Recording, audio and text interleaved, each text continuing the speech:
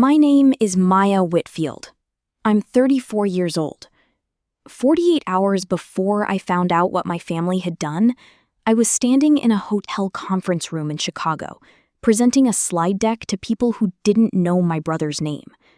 My phone buzzed twice in my blazer pocket, and I ignored it, because I was mid-sentence, because I was proud of that deck, because I still believed in that moment that nothing waiting for me back home could be worse than a bad quarter. I was wrong. While I stood at that podium, two men my stepfather hired carried my brother's wheelchair ramp off its hinges and stacked it by the curb like scrap lumber. My mother watched from the porch with a cup of coffee. My sister filmed part of it on her phone, for reasons I still don't fully understand, and later deleted it, which tells you everything about whether she thought it was defensible. My brother Eli, 29 years old, paralyzed from the chest down since he was 17, sat outside on Birchwood Lane for 6 hours in September because nobody in that house considered it urgent to find him somewhere else to be. My sister told him, while they carried his bed frame past him on the lawn, "This isn't charity, Eli. It's a business, and frankly, you make the clients uncomfortable." He didn't scream. He didn't cry. He called me, and when I didn't pick up, he texted me one line: "Don't worry about it. Handle your trip." Because that's who my brother is, and that is exactly the kind of quiet that should have scared them more than it did. What none of them knew, what none of them had ever bothered to ask a lawyer about, was that the ground they were standing on when they did it already belonged to me. If this story is already sitting somewhere in your chest, that tight, hot place right behind your ribs, I want you to do two things before I take you back to where it started. Hit like and subscribe, because there's more where this came from. And I tell these stories because people write to me afterward and say, "This was my family too, and I don't want you to miss the next one." And second, I love knowing who's listening and from where. Drop your city and your local time in the comments right now. I've had people write in from Perth at 4 in the morning and from Ohio on their lunch break, and I read every one. If you've ever been the one in your family who was just expected to disappear quietly and absorb the cost of everyone else's comfort, comment the word "carried" below. You'll know why once I'm done. Now, let me take you back to where this actually started. Long before Chicago, long before the ramp came off its hinges. I'm Maya. This is the story of how my family evicted my disabled brother onto a lawn while I was 700 miles away closing a deal, and how 48 hours later, the business they built on top of us both didn't exist anymore. Not because I burned it down out of spite, because I simply stopped propping it up, and they never once, in 17 years, thought to ask what exactly it was they'd been standing on. Let me take you back 12 years, to the accident that split my family into a before and an after. Eli was 17. I was 19, home from my second year of community college for the summer, working 2 jobs and sleeping 4 hours a night, the way you do when nobody in your house has decided to help you pay for anything. Eli was riding in the passenger seat of a friend's car on Route 9 outside Millbrook Falls when a delivery truck ran a stop sign at 40 miles an hour. The friend walked away with a broken collarbone. Eli's spine was crushed at T6. He spent 4 months in Boston at a rehabilitation hospital, and when he came home in a wheelchair he would use for the rest of his life, our mother, Carol, cried for exactly 1 week in front of people, and then privately started treating him like an inconvenience she hadn't budgeted for. I want to be precise about this, because precision is the only thing that ever protected me in that house. My mother did not neglect my brother in ways anyone outside the family could easily point to. She fed him, she kept his room clean. She told her book club and the women at church that she was so proud of how strong he'd been. But she stopped introducing him at parties. She stopped inviting him to things that required, in her words, logistics. And when my sister Renata, 2 years younger than me and the unquestioned favorite since the day she was born, blonde and easy and photogenic, started building her event planning business 4 years later, our mother poured herself into it completely, the way she never once poured herself into either of us. Renata called the business the Ivory Room. It started as her renting out our grandfather's old carriage house on Birchwood Lane for a handful of backyard weddings, and by the time I'm telling you this story, it had grown into the most sought-after boutique event venue in 3 counties, booked out 14 months in advance, featured twice in regional bridal magazines, with a waiting list that included the mayor's niece. My stepfather Richard, who married my mother when I was 22 and Eli was 20, ran the books. My mother ran the vision. Renata was the face. And for the better part of a decade, none of them ever asked where the building actually came from, because none of them had to. It had always just been there. It had always just been ours, in the vague way families say that about things they've never bothered to check the paperwork on. Here's the part they never understood, and the part I need you to hold on to, because it's the engine of everything that happens next.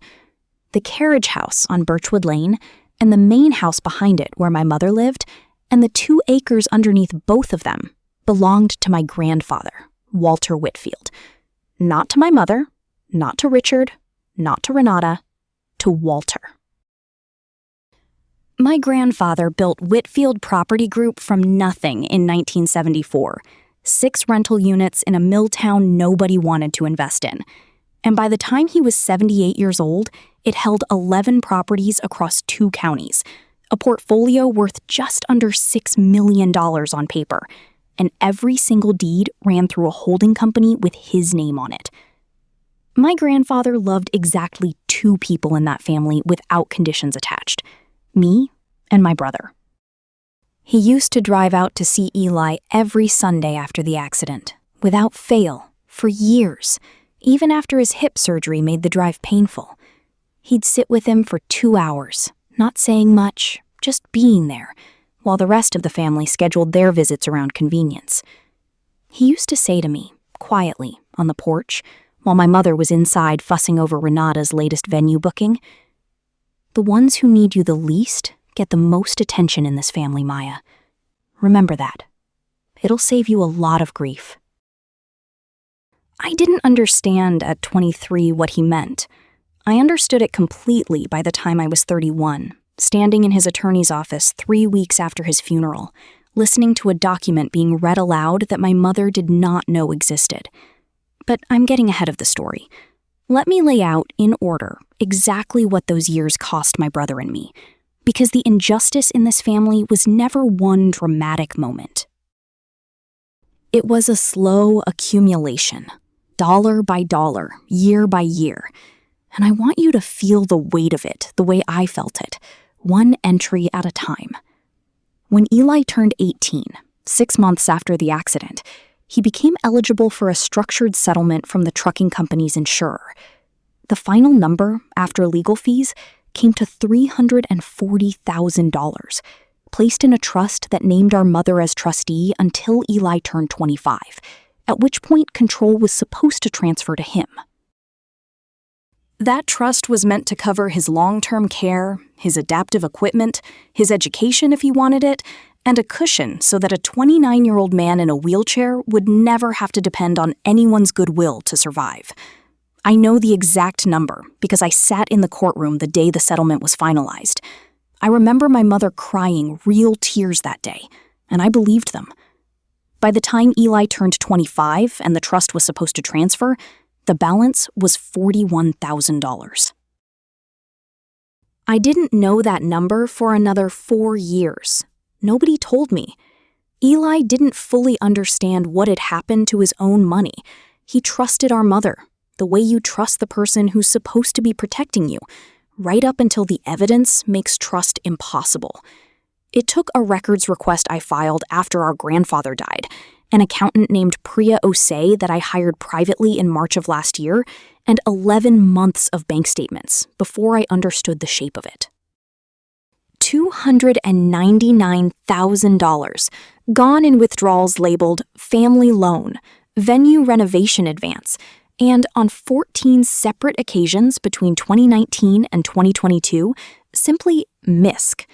$63,000 of that specifically went directly into building out the Ivory Room's second event hall, the exact space where Renata later hosted the gala I'm going to tell you about.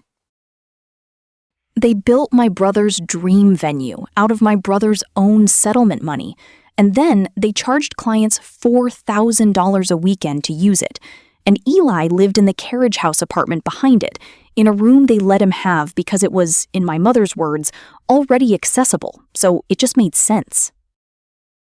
I moved out at 24 and built a career in supply chain operations, first in Providence, then in Chicago, because staying in that house cost more than it gave back, and because somebody in the family needed to be financially stable enough to actually help Eli when it mattered. I sent him money every month, quietly, for years. Never enough to raise questions, always enough to matter.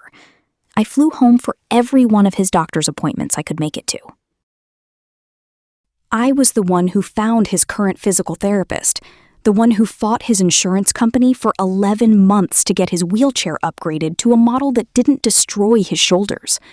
I did this from 700 miles away, on top of a demanding job, because the people down the hall from him treated his existence as a line item they resented. No college fund, no car, no say in his own money. 3 things, stripped from a 25-year-old man who should have had all 3, replaced instead with a bedroom behind a business built on his back. I remember specific moments from those years the way you remember bruises, not the whole decade. Just the places where it hurt hardest. Christmas morning, the year Eli turned 22, our mother handed out gifts in the living room, while the Ivory Room's first big booking, a February wedding worth $11,000, sat printed on a contract on the kitchen counter. And when Eli asked, quietly, whether any of that money might go toward the shoulder surgery his orthopedist had been recommending for 8 months, our mother said, without looking up from wrapping paper, "We'll see, honey. Things are tight right now." Things were not tight. The deposit for that wedding had cleared 3 days earlier. I checked the account records myself later, and the money sat untouched in the business checking account for 11 weeks before Richard moved it into the renovation fund.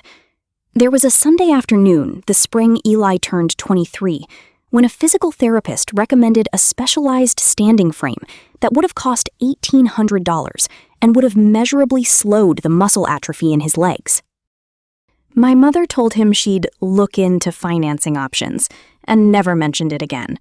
I bought it myself, quietly, 3 weeks later, and told him it was on backorder from his insurance so he wouldn't feel the weight of where it actually came from. There was a dinner, the September Eli turned 24, when Renata brought home a laminated floor plan for the second event hall, the one that would eventually be built with his settlement money, and spread it across the table while Eli sat at the far end in his chair, unable to get close enough to see it because nobody had thought to leave him room.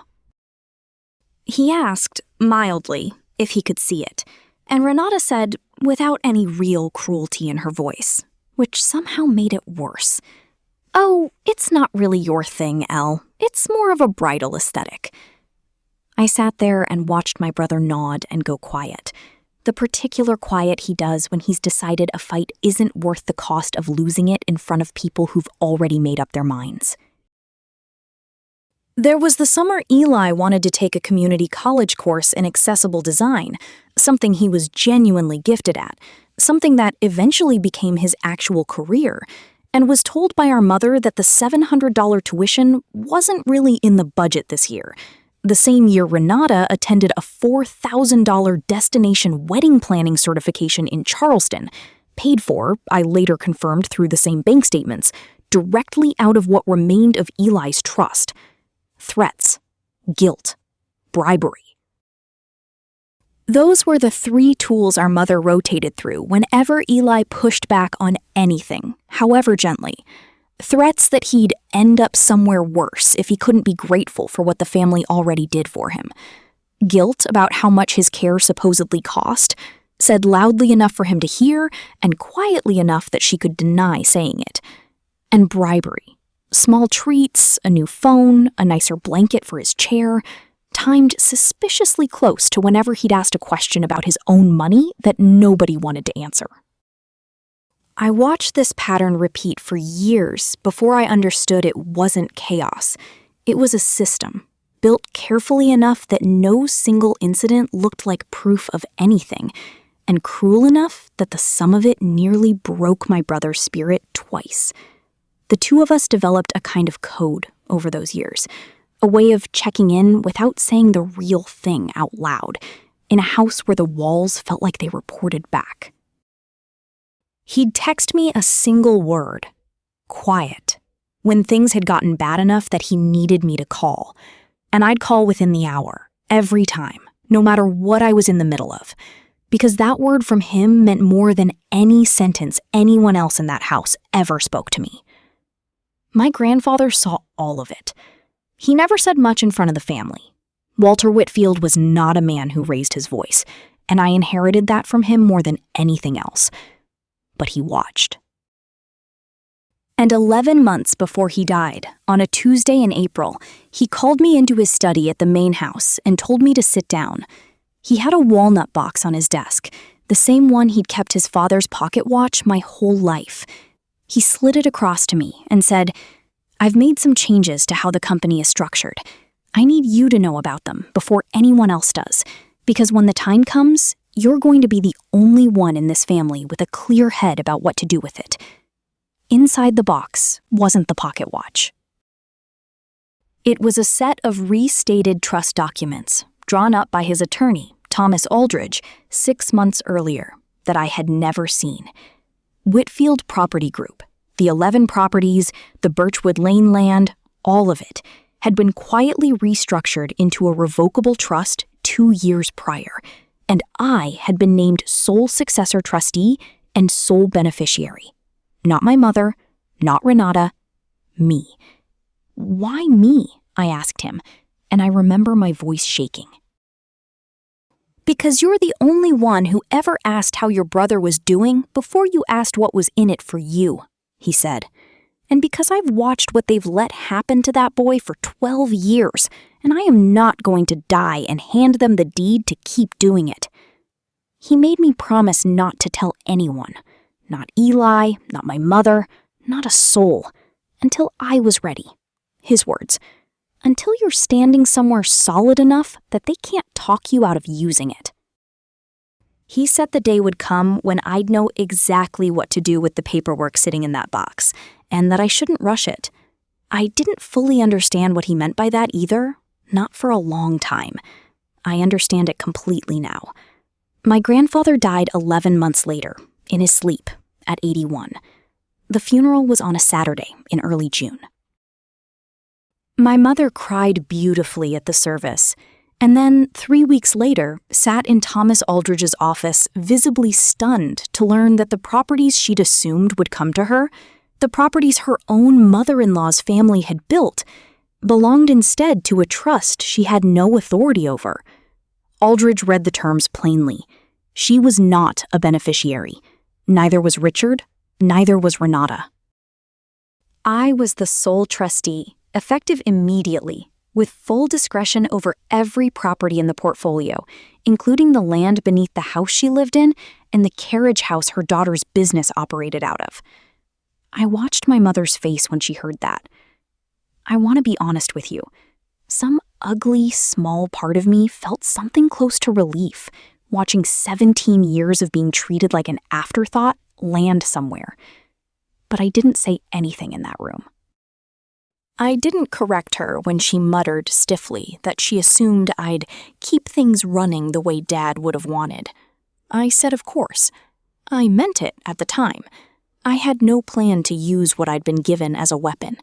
I genuinely believed, walking out of that office, that I would simply be a quiet landlord, that nothing needed to change, that I could hold the position out of respect for my grandfather without ever having to exercise it. I let them keep believing that too. I didn't correct the assumption that Richard still handled the business side of things, because Richard had, for years, handled the day-to-day lease administration as a kind of unpaid property manager, collecting nominal rent from Renata's business and depositing it into an account that technically flowed to the trust, but that he treated as his own. I let it stand. I told myself I was being generous. My grandfather would have called it something closer to naive. And he would have been right, because the moment you let cool people believe you've forgotten your own power, they will eventually test whether you actually have. They tested it on a Tuesday in September, 11 months after the funeral, while I was in Chicago closing the largest contract of my career. Here's how the countdown actually looked, because I've pieced together every hour of it since. On the Thursday before, Renata booked the Ivory Room's biggest event yet, a relaunch gala for the venue's newly expanded second hall, scheduled for 4 weeks out, invitations already sent to 80 guests, including 2 bridal magazine editors and a city council member named Denise Farrow, who'd agreed to do the ribbon cutting. Renata needed the carriage house's back room, the one attached to Eli's apartment, converted into a bridal prep suite before the gala. She needed it done in 14 days.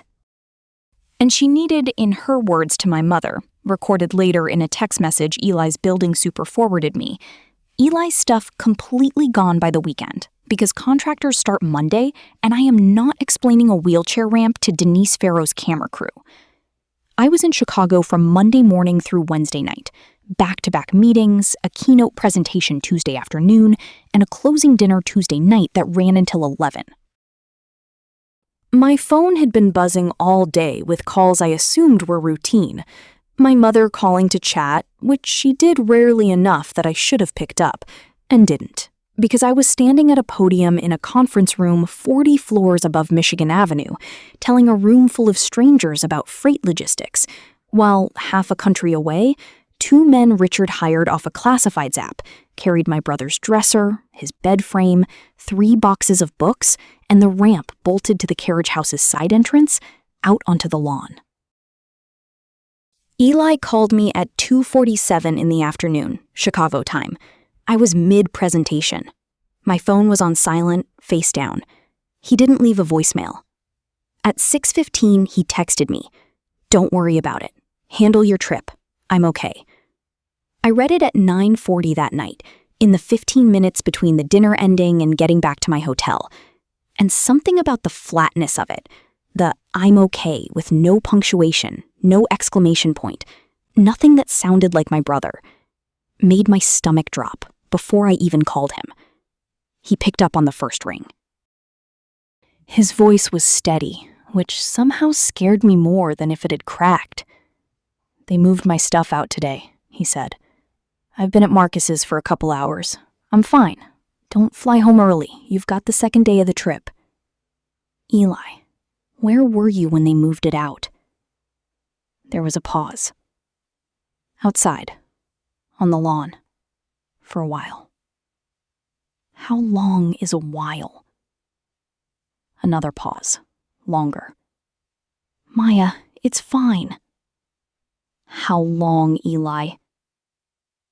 "About 6 hours, he said, quietly. Mom brought me a coffee around hour 4. I sat down on the edge of the hotel bed. I did not scream. I did not cry. Not yet. That came later, alone, in the shower, where nobody could see it and turn it into something I'd have to manage for them. I asked him one more question. "What did Renata say to you? Exactly. Word for word." He told me. "This isn't charity, Eli. It's a business. And frankly, you make the clients uncomfortable." He said she said it while 2 men carried his mattress past him, not looking at him, the way you don't look at furniture you're moving. I didn't sleep that night. I sat in that hotel room with my laptop open and pulled up every document Thomas Aldrich had sent me 11 months earlier. The trust instrument, the property schedule, the lease Richard had drawn up for the Ivory Room's use of the carriage house, which I discovered at 1 a.m. Chicago time had technically expired 14 months prior and had simply been operating month to month on Richard's informal say-so, without ever being renewed through the trust, because Richard had never once contacted Aldridge's office or mine to formalize it. Which meant, as of that moment, the Ivory Room was operating out of my property with no valid lease at all. I want you to sit with that detail for a second, because it's the hidden card, and I need you to understand it wasn't luck. It wasn't a lightning bolt of vengeance dropped in my lap. It was 17 years of being the person in that family who actually read the paperwork, finally colliding with 17 years of people who never thought they'd have to. I called Thomas Aldridge at 8 the next morning. I asked him one question. As trustee, with a lapsed lease and clear title, what were my options, and how fast could they be executed? He told me, plainly, in the calm voice of a man who'd represented my grandfather for 30 years and clearly relished this moment more than he let on, that I could issue a notice to vacate for any occupant operating without a valid lease, effective as short as 5 business days in our state for a month-to-month commercial tenancy in default, and that as trustee, I additionally held the power to call due any outstanding balance the estate carried, which included a $280,000 note Richard had personally guaranteed against the property 8 years earlier to fund the venue's first major renovation, a note now held, since my grandfather's death, by the trust I controlled. I flew home Wednesday night instead of Thursday morning. I didn't call ahead. I didn't want anyone in that house rearranging their story before I arrived. Let me tell you what I found when I got to Birchwood Lane at 11 p.m., because I need you to see it exactly as I saw it. Eli's ramp was still lying disassembled against the side of the carriage house, rained on. One of the aluminum rails bent where someone had dropped it carelessly. His mattress was gone. Donated, I later learned, without asking him, to a shelter 2 towns over, an act my mother would later describe as trying to help him downsize. A landscaping crew had already begun laying sod over the gravel path that used to lead to his door, the one wide enough for his chair, replacing it with a narrow flagstone walk that a wheelchair could not physically use. They had started erasing the accessibility of his home before they'd even finished evicting him from it. I stood in the dark on that lawn for a long time, not crying, not shaking by then, just standing there, doing arithmetic. Every dollar, every year, every quiet indignity, adding up into a single clear column in my head. My grandfather's voice from that Tuesday in his study came back to me. You'll know exactly what to do with the paperwork sitting in that box. I did. I didn't confront anyone that night. I went to Marcus's apartment where Eli was staying, and I sat with my brother until 3 in the morning. And for once in 12 years, I let myself say out loud, in front of him, exactly how angry I was.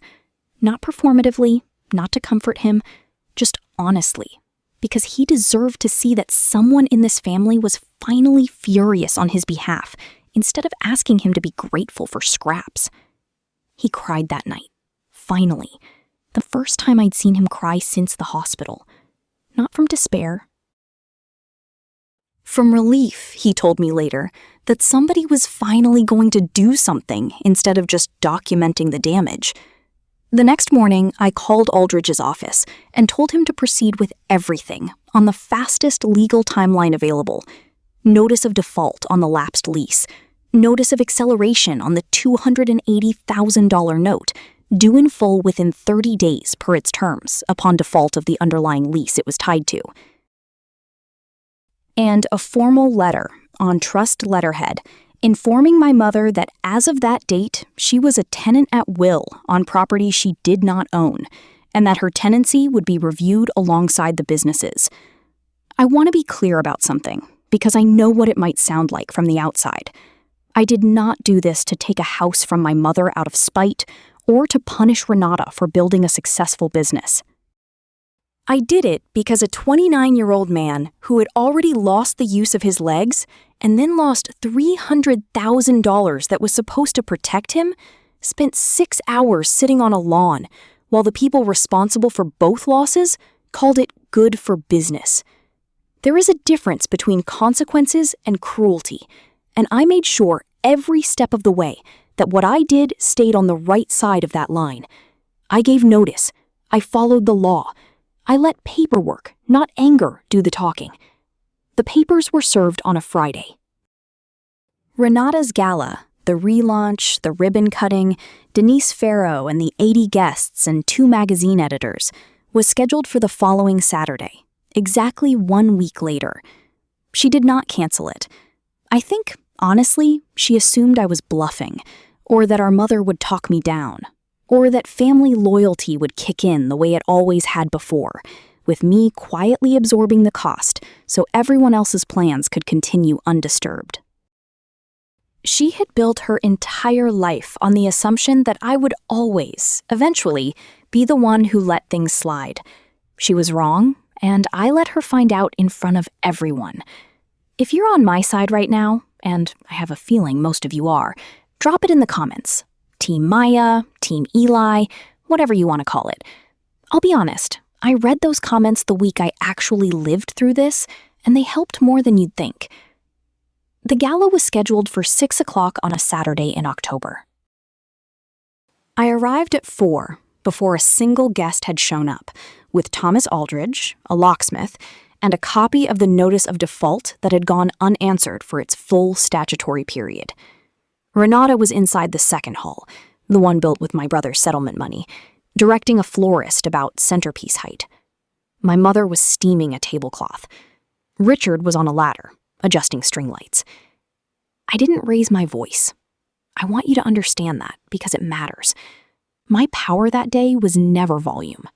It was documentation. "Renata," I said, "I need you to stop what you're doing and come outside for a moment. You too, Richard." "Mom?" Renata turned around with the particular irritation of someone who has never once been interrupted mid-task by a person she considered beneath the interruption. "Maya, we have 80 people arriving in 2 hours. Whatever this is, it can wait." "It can't," I said.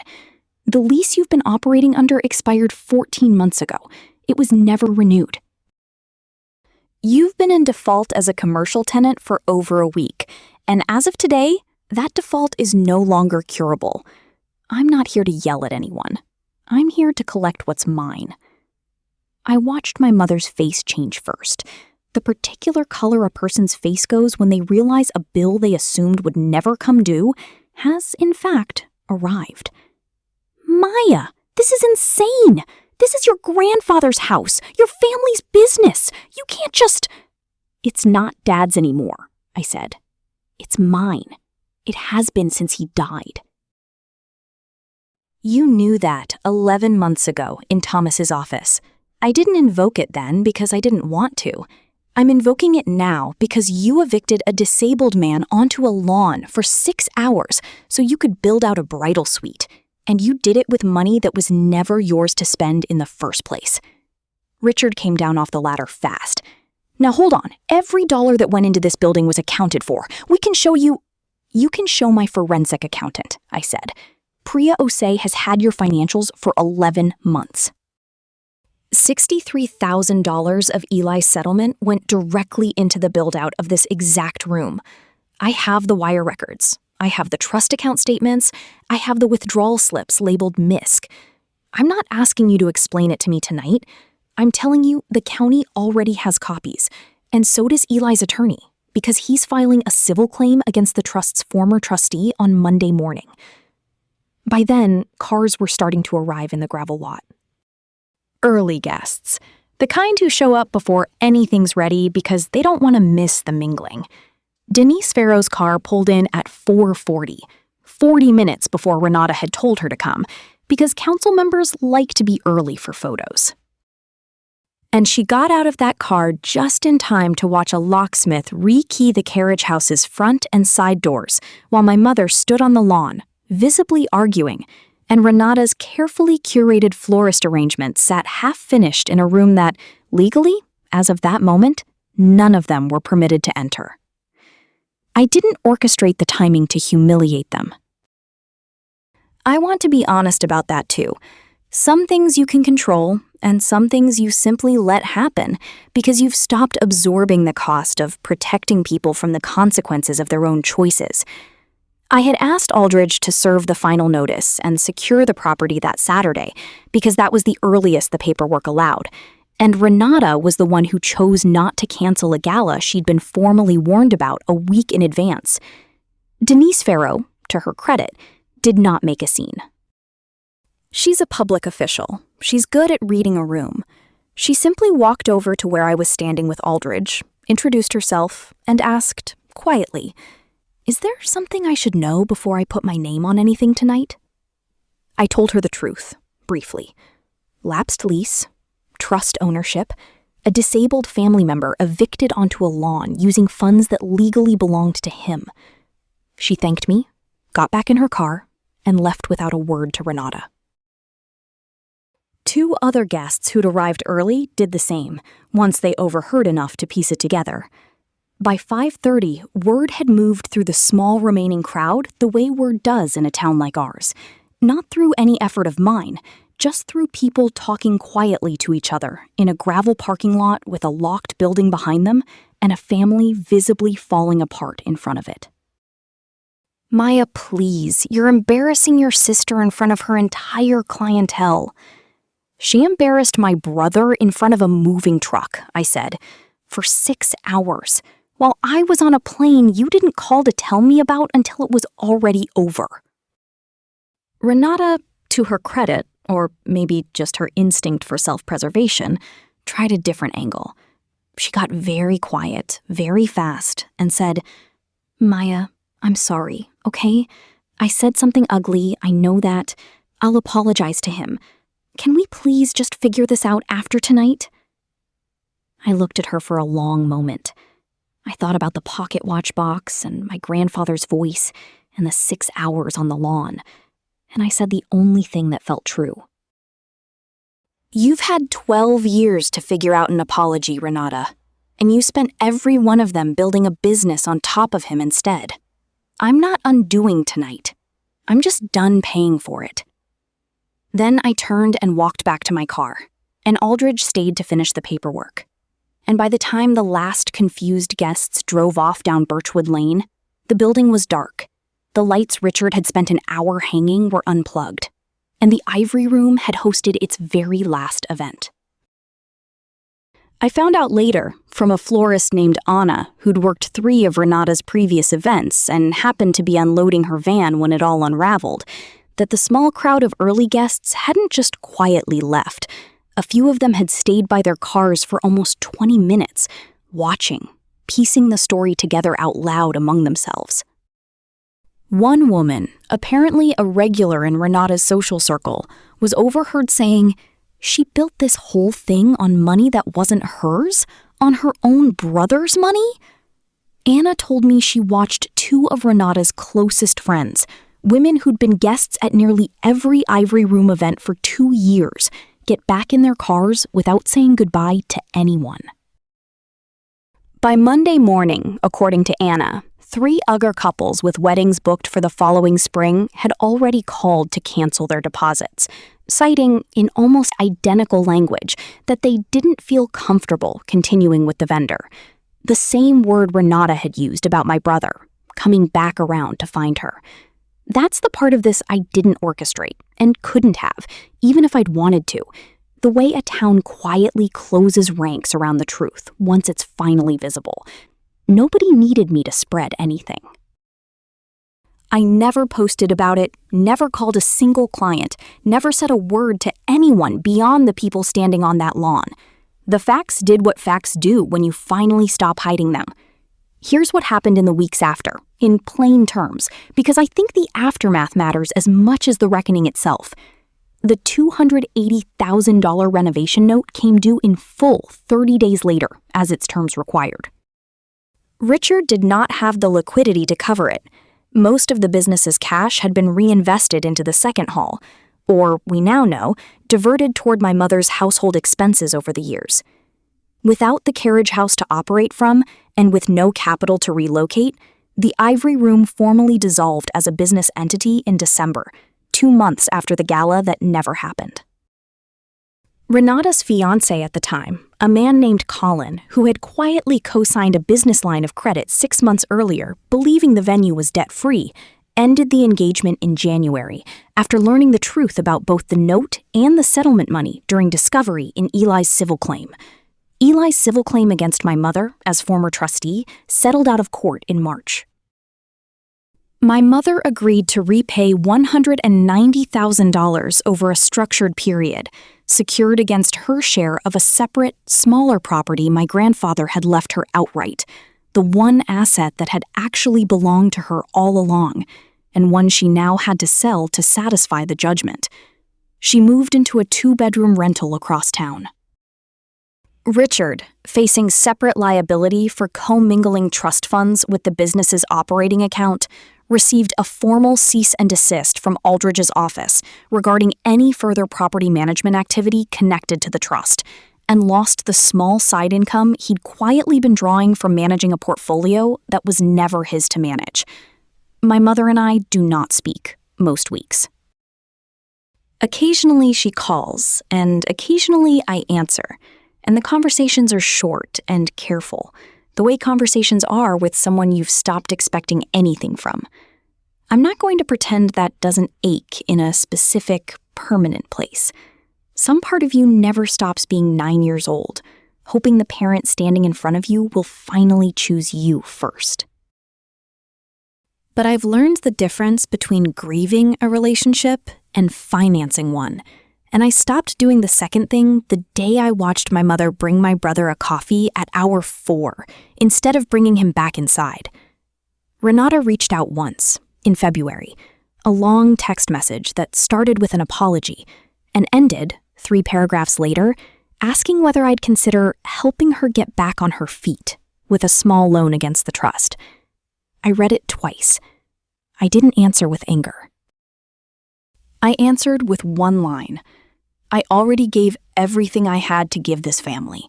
I gave it to Eli for 12 years while you built a business on top of him. I don't have anything left over for a second chance you haven't earned yet. She hasn't written again. I don't know if she will. I've made my peace with either outcome, which is its own kind of freedom I didn't expect to find at the end of all this. Eli moved in with me that October, into a first-floor unit I'd already renovated years earlier without telling anyone why. Wide doorways, a roll-in shower, a kitchen counter at the right height, finished quietly over 18 months using nothing but my own paycheck, because some part of me always knew, long before the trust ever entered the picture, that I was going to be the one who actually caught him when everyone else let go. It's been 8 months now. I'm sitting on the back porch of that house as I say this, and it's early evening, and Eli is inside making dinner.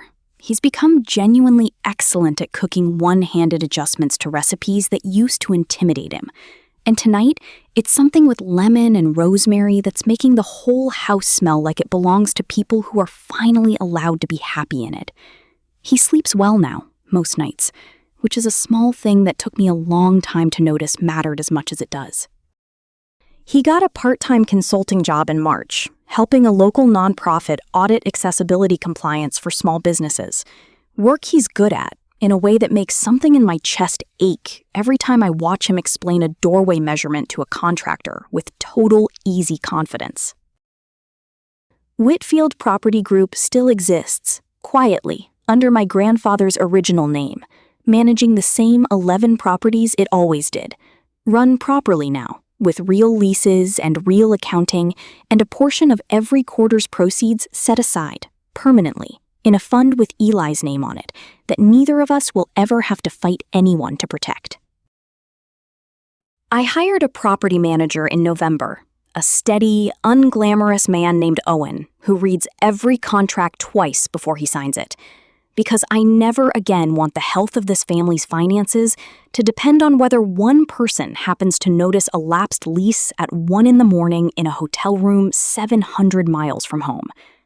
I still have the walnut box.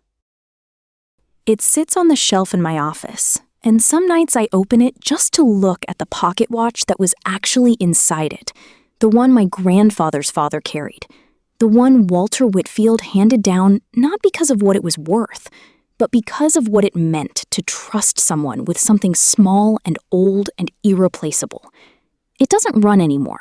The mechanism seized up decades ago, long before either Eli or I was born, but I've never had it repaired. I like that it stopped. I like that it marks, permanently, the exact hour a promise was made and quietly kept, rather than counting forward toward anything else. I think about what he said to me on that porch all those years ago. The ones who need you the least get the most attention in this family. And I understand now that it wasn't just an observation. It was an instruction. Pay attention to who's actually carrying the weight. Everything else follows from that.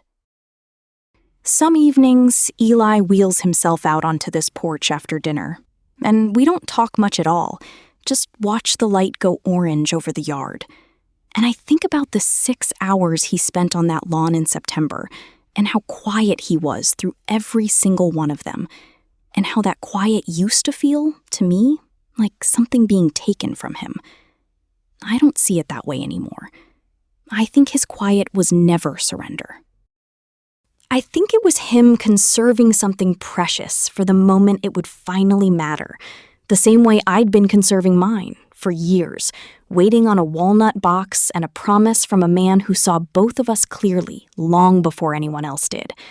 Some families you're born into, some you build with your own 2 hands, quietly, over 18 months, without telling anyone why. And some you inherit the paperwork to protect, whether you ever wanted the responsibility or not. I didn't ask to be the one holding the deed. But I've stopped being sorry that I was. If this story meant something to you, if some part of it landed in that place where your own family history lives, the parts you don't usually say out loud, do me a favor and share it with someone who needs to hear that quiet isn't the same as weak, and that paperwork, patience, and a little bit of time can outlast almost any cruelty a family tries to normalize. And if you want more stories like this one, subscribe, because there are others, and every one of them ends the same way mine did. Not with anyone screaming, but with someone finally, calmly collecting what was always theirs.